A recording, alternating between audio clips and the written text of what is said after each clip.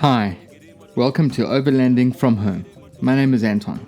I'm an avid overlander, lover of nature, and humanitarian by heart. The past while, I've always been interested in the outdoors, and I want to hear about other people's experiences and their rigs. Yes, the big rigs, the small rigs, everything they've done to design them and how they plan it. I hope you enjoy listening. Let's find out who today's guest is. Hello, ladies and gentlemen, and thank you again for signing in and listening to these pretty cool podcasts from home. I hope you guys are safe and things are lightening up in the country that you're listening to. And don't forget, you can listen to these podcasts on all the media platforms. They are put out there for anyone to listen to, and they are kid-friendly. So don't feel obliged to let your little ones listen in and maybe enjoy what you're hearing. And today, I have a funny feeling it's going to be a very, very gnarly chat. I have Beka from Russia. He's stuck in a bit of a lockdown like the rest of us. And he has an amazing page. Spoke to him today for the first time. And if you go onto his channels, and the links will be below, I'm pretty sure you're going to find some amazing stuff. But when you listen to this, it's going to make it so much more sense when you watch some of the videos. So, Beka, thank you very much for signing in and having this chat with me. Thank you for finding me. How you find me? Why is the first question? So I follow the hashtag Overlanding, and you put that hashtag in, and it came up, and I was like, oh, what's this about? And I saw a post of you sitting on your window, on your car door window, stuck. So it was quite interesting, and I was like, no way, this sounds gnarly. So I went in and had a squiz and sent you a note, and you gratefully responded. Yeah, it was fun sitting on my car. Yeah. Yeah, gosh, I got the dogs barking outside, so don't be distracted about that, folks. So, Beka, I honestly don't know where to start. I think number one, tell me about your rig. Tell me. In fact, no, I don't want to start there. Tell me, what is it about overlanding and going into the wild bush that got you to climb in your vehicle and make it the way that it is? What is it that that really excites you? Well, actually, I have to start about the concept of my overlanding, and how actually I was coming to this concept since 2015 when I bought the Land Cruiser. I owned Land Cruiser 18, diesel with automatic transmission. And okay, it already was on 36-inch tires and with all differential locks. And it was type of expedition car, like to travel anywhere. As you know, Russia is quite a big country. So you can drive one way like 12,000 kilometers and it still will be Russia. Yeah. Nuts. Yeah. But my goal was like travel around the St. Petersburg. We have here mostly swampy terrain. And when I actually have started to travel, it's like not quite a sufficient word, because travel is about like to live for a week for me. Yes. It's like to leave in the early morning and return the same day or return the next day. This is a travel for me, because then you have weekdays to work and you have off days to like enjoy. So my ground clearance finished very quickly, because the ground is very soft, and the Eclipse ground clearance was like 28 centimeters, and it is finished quite fast, because the car is heavy. It was before I've made changes like 2 and 8 tone. Yes. And I had a friend with different modification, with bigger tires, and of course I have started to think what to do, what to change. And the long story short, actually on my channel YouTube I have a video. Unfortunately, it's only on the Russian language without English captions. Maybe auto translate will help somebody.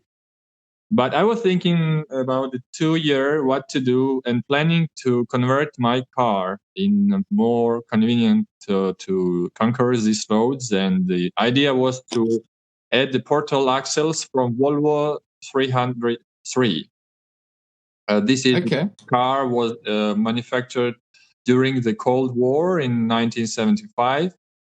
And the main point of this car is that they have a portal axles and the ground clearance with 34-inch tires. It is a 38 centimeter. So finally, now, not long story short, is like I have 42-inch tires on it, and this is a not usual tire. This is the tires from tractor. That's And crazy in yeah, itself. And I'm yeah. sorry to interrupt you there, but I mean that conversion alone creates a number of other problems. I think not only the wheel arch being number one, articulation number two, engine power number three. That's a lot to move around. And then especially in the swamp areas. Now, looking at some of your videos, it's crazy that you're going into some of these big areas. Have you modified the engine much?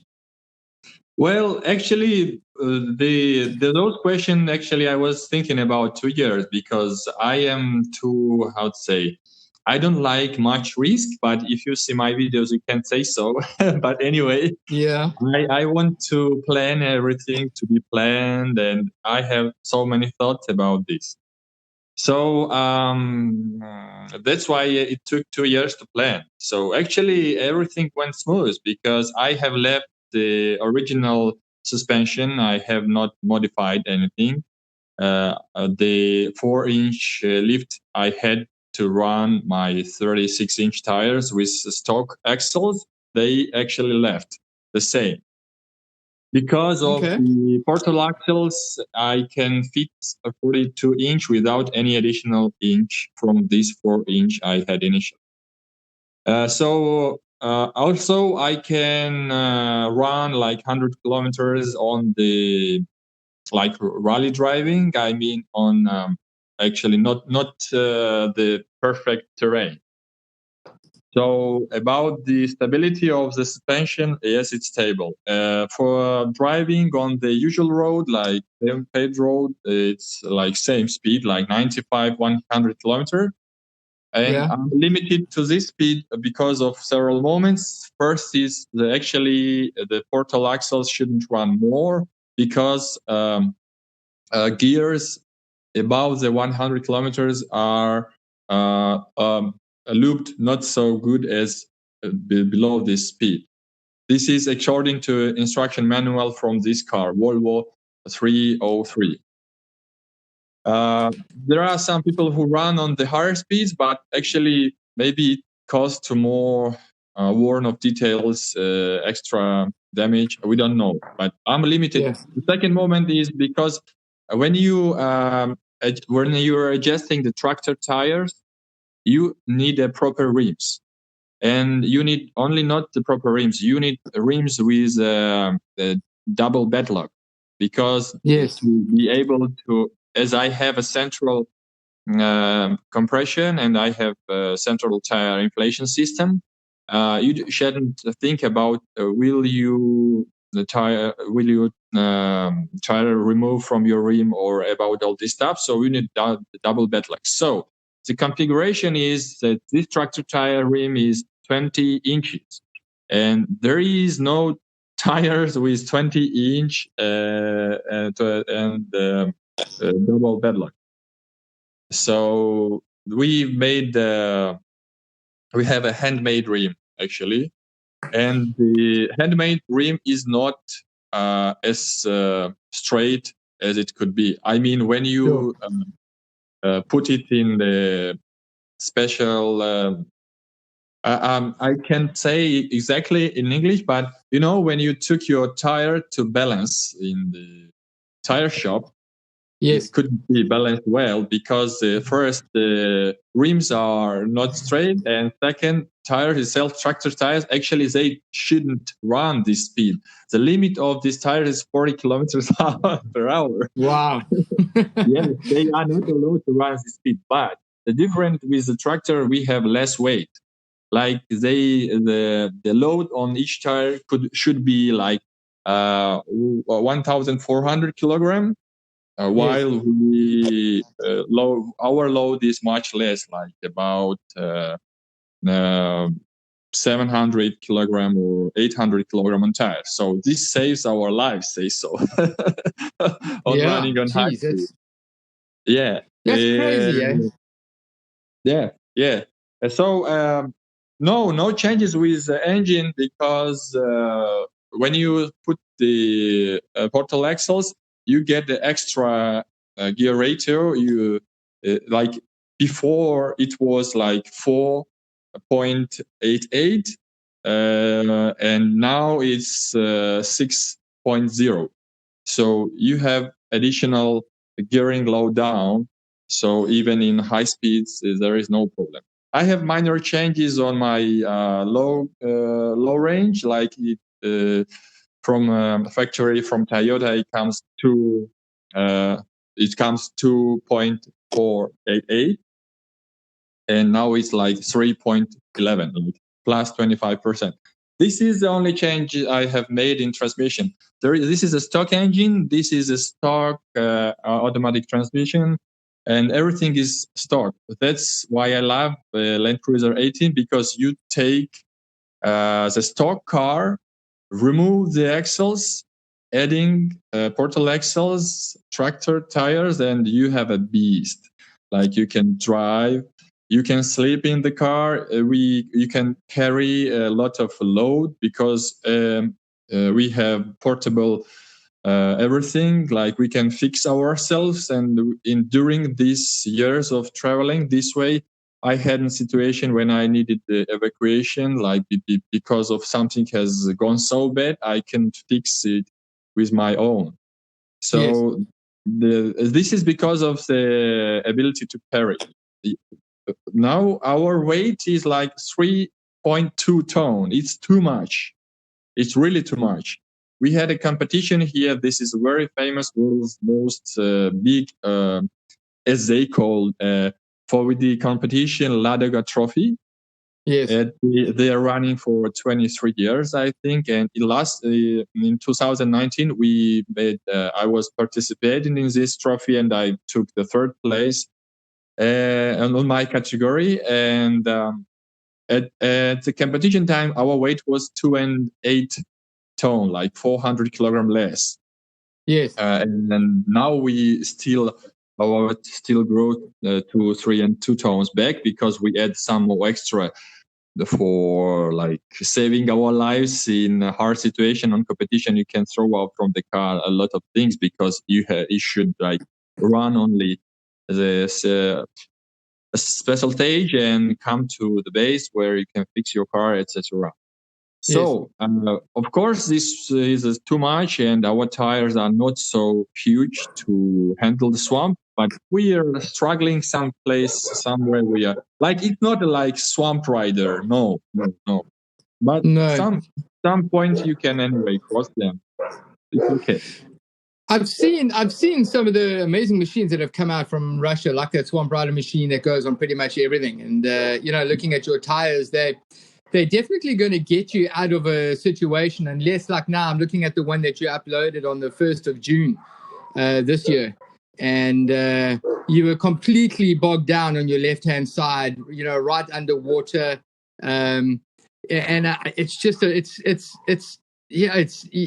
I'm stretching because it's not normal for like a overlanding, for example. But earlier when I spoke with you for the first time, we were talking about maps, and I know that the Russians did mapping in HD for many years in the beginning with satellites, and you guys have amazing quality in mapping. Now, you pretty much decide on a route that you want to go. just because like no one's driven it before, or you think that it's a way to go that's going to give you some more action? Well, about the map, a little note, like we are using Soviet maps. It's a topographic map made early in the 1670s, 80s. Actually, the usefulness of this map is you see if there were any times before the road, because most time you find the old road. Of course, we cannot go through the forest if there were no roads, because we are not happy to saw the trees down and make new roads. No, we are like nature friendly about all this stuff, so we like to conquer the roads that already maybe someone have driven, and usually it is the guys who are actually professionally saw the trees, the forest, and selling this stuff. Yes. So they when they actually carrying those forest from the place they have. So they are leaving huge traces, and the ground clearance to conquer this road is to be like 40 centimeters. Because what do they normally use? Which vehicle do they normally use? Trucks. They use the popular car in Russia. Is the name is with huge tires and loaded with trees. They are so also another disaster for me, because my ground clearance is 48 centimeters, like near half meter. But there is a crazy technique, like we call it forester. Like the ground clearance starts from 16 to 18 centimeters. The wide of the tires could be not tires, but like the points from the one tire from another tire, they could change, like go inside and go out.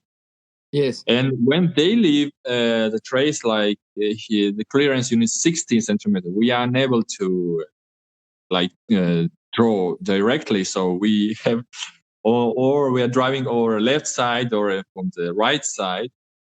So yeah, sometimes they are doing very interesting roads for us. This is a one part. Second part, it could be like old abandoned village road somewhere, sometime. And as the road terrain is much swampy, you may like only 100 meters on 50. You can like live on 50 meters the whole day, like enjoy your I can holiday. believe that. Yeah, it was with this the moment of flying car on the one his side. We've spent about 6 hours. Just and we are not chilling. Like 6 hours we're working to take this car from this stuck moment on the on horizontal surface. That stuff's very thick, man. So sometimes we're exploring, because if on terrain there is no tree, nothing, you're just cruising. Sometimes as near the St. Petersburg, so much have happened during Second World War. We have many like abandoned tanks, abandoned war places with different type of buildings, like around the St. Petersburg, like it's like tons of people have died, and the tanks and the planes. So sometimes actually you are driving and you see like mine, or you see somebody's helmet. Really? It's sad story, but it is a part of the life we see here. And sometimes you can drive to this type of places if they are very remote and hard to reach. You can like take maps. You can check these maps, and these Soviet maps help to see this type of roads. And next, continuing about the maps, then we use usually like Google satellites, Bing satellites, and local Yandex satellites. The software we use, we run actually tablet, like Explore, it's a brand. Yes. Now the name of this company is Zebra, if I remember correctly. So it runs Windows actually, and we run the software Zinc navigation. And we are preloading those maps while we have a normal internet, home with Wi-Fi, and you can quickly change from one type of map to another. So you are sitting on the one spot, and you're quickly changing and zooming in, zooming out to understand where are you on different types of satellite maps. You see differently because on some of them it could be like cloudy, and on another a shot on the one time of the day, and another type it could be shot on the sunset. And when the picture is shot on the sunset, actually you see hillshades, and the image looks like more 3D. It's like more volume, like so it's very cool to have three different satellite maps and quickly changing from them. So It's amazing. I mean, I use a iPad Mini, and I put all the maps onto the iPad Mini because I just find it, like you, a lot more convenient. And I've just seen a brief picture, I think, of the map of the system that you're using. In between you throwing snakes and frogs out of the back of your vehicle when you when you finally got out of that hole.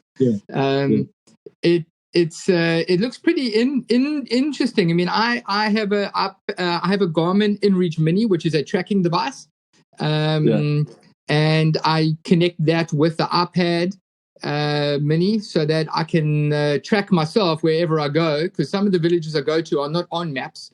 And there's like more of a path than a road, so I need to find it correctly, and I can't generally find it unless I get coordinates. So I completely understand, like what you're going through, and I think it's fascinating in Russia with the history and the culture, exactly like what you're saying. You'll be driving along and see a tank, and there's so much stories behind all of that. I think it's amazing, and does that excite you, getting that sort of culture and those type of stories? Seeing a helmet on the side, what is the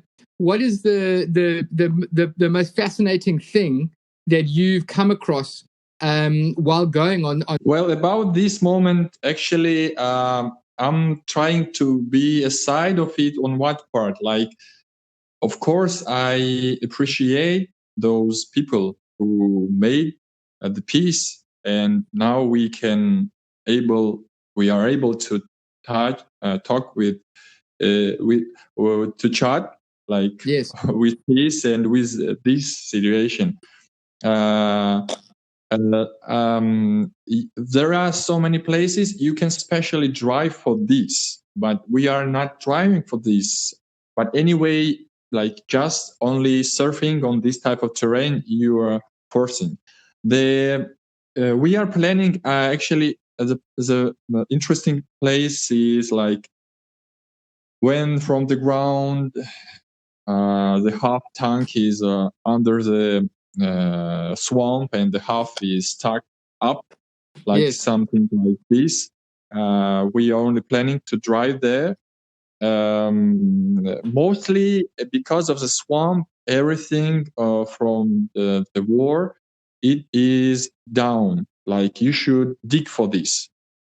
Okay. But sometimes you see when you drive on the swamp. For example, we have a region 40 kilometers or 50 from St. Petersburg, the place where we love to doing off-road. Yeah. And actually, we are driving through where the explosion bomb made, and it's doing like round, huge place where from the years leaves from trees and ground were like falling, and you see like, oh, it's a usual road, usual terrain. I will drive through, and you're driving through it, and you're going in the ground, and usually our ground clearance and tire size is enough to pass everything. Okay. But as this is from the explosion, they are so deep. They could like be the 2 meters deep, 3 meters deep, and this is crazy. Like you do not expect. And in the end of the day, you realize that you just drive through the place where was like exactly war, and like you were actually driving through these explosions because like 2 hours you were on your left back of the car, then you was on the right because you were driving middle of these explosion places. Yeah. And you may not see anything like helmet or something like this, but realizing that actually this is not nature made. This is human made. This what is starting you think, because when you are stuck on this car and you realize so actually people were maybe he was like hiding in this hole from somebody. And in some places where there is no swamp, you can see actually since two World War, like all the, I actually doesn't remember the word in English, but you know when you are preparing for enemy, like you digging the place to like a dugout. Yeah, to defense. And you see all the stuff, and you see the pieces of the machine, pieces of the tank, maybe from explosion, maybe because they just abandoned this transport and what's it's left from that time. Because mostly everything is under the ground because of the swamp. So that's why they are finding so many things in good condition, because swamp is there is no oxygen there. So the rust process is stopped actually. So when they found something, if they have managed to pull it from the swamp, it's in very, very good condition. That's amazing. Hey, you know, it's something that I've never experienced. Or my father, for example, my grandparents, much like yours, would have experienced this obviously firsthand. But you know, it's just it's amazing to have that scenario. I mean, obviously for us in Africa, it's quite different. We do have terrorism, which is current, and issues which are current, but nothing on the scale of what you're dealing with. Anyway, back to your scenario. So because you only go out for 1, maybe 2 days, you don't carry a camping fridge, right? Or do you carry a fridge? No, we don't, because there is no need. Like we usually carry I'm not like prepared for this in English, but you know, special thing you can open and not boil, but like heat up on the fire, and we have like a gas. Stove. Like a stove and kettle. Yeah, and that's like boil in the water, throw down rice or something like this, and mix them, and you okay. And maybe sometimes I'm carrying the raw fish or raw meat to make in the evening barbecue. Why not? Like it's night, it's cold, it's stars upstairs, and so you can cook. So no, we don't. Also because it's quite cold in the evening. It's like +5, +10. So meat is okay. Like you can carry it till the end of the day. So when in the evening you're cooking, it's fine. Yeah, it's you know, everyone's scenarios is very different. And I look at the way that you do it, and you've obviously rigged up your vehicle for 4x4ing, with a little bit of overlanding to get to certain places, and it definitely works very well for you. I mean, that the vehicle that you have now would never work well within Africa, because some of the different distances are very far.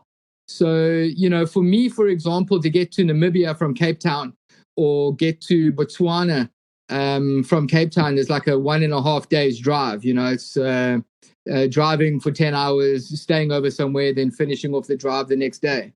So, we complete have everything. I mean, we have deep cycle batteries, lights, rooftop tent, all that type of stuff. So for us, it's a very different scenario.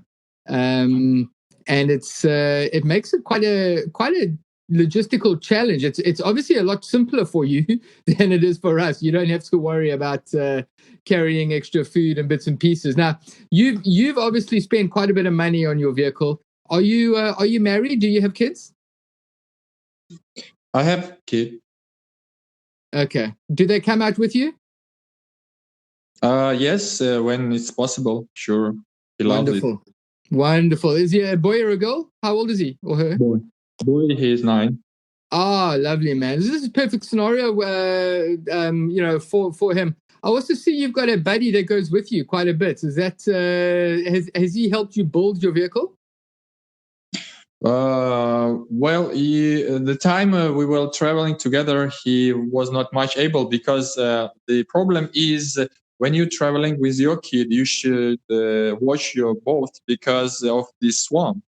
Like Yes. now he is on the surface and now he is not. So you even can't see. He can dive in the swamp so quickly you even don't notice, and he can even don't call, not manage to call you because it was too quick. So I'm trying when I'm traveling with him in these scenarios, like pay attention to him. It's not about making video. It's not about just more about the barbecue moment. Yes. Because it's very dangerous in this moment.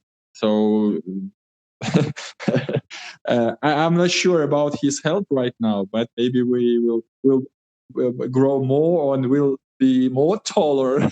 Yes. Then it will be fine. About the different preparation and you talking about, yes, sure.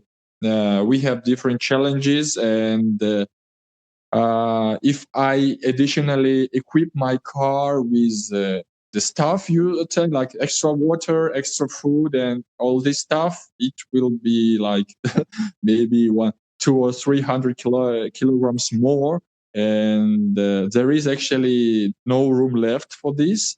And the second, when you go under the water, we sometimes are crossing rivers with 1 meter and 1 meter and 17. So the entire car is flooded. Yeah. Like I'm sitting and I'm driving, I'm sitting in the water. So our car is because of tire in portals is quite he's standing quite high. So even when you're driving this water, everything is floating up. So you need everything to be waterproof.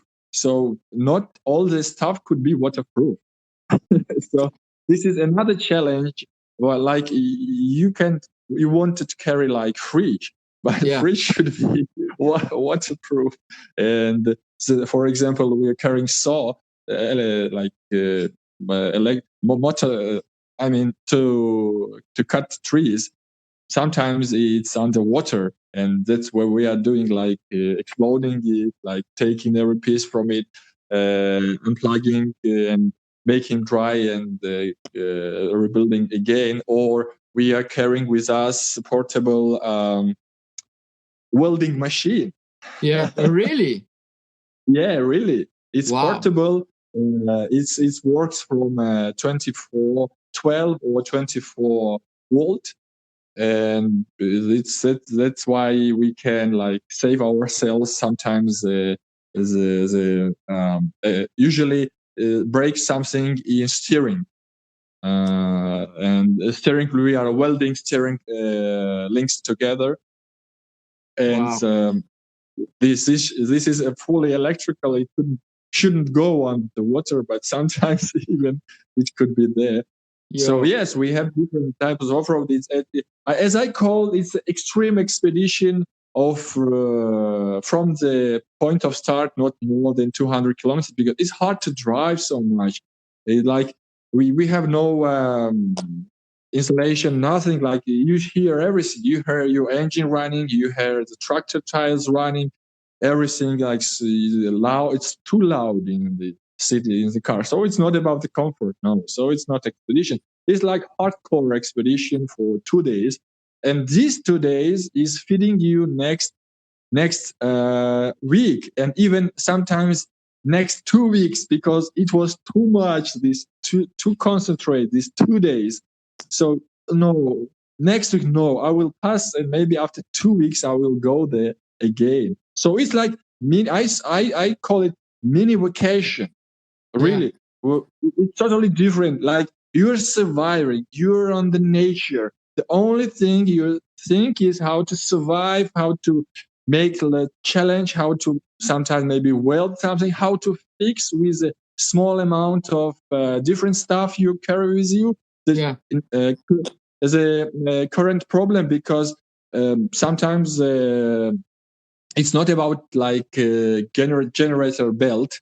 It's more complicated, and you should solve, because no one can help you. You're in the middle of a swamp.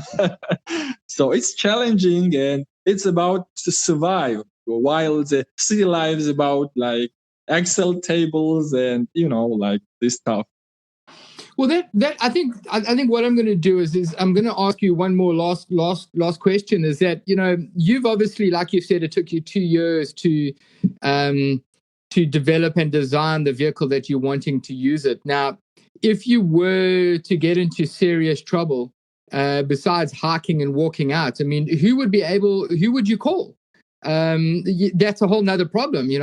Not many people would be able to cope. Would you call the forestry guys to come in and help get you, or would you just leave your vehicle and walk out and let it sink down?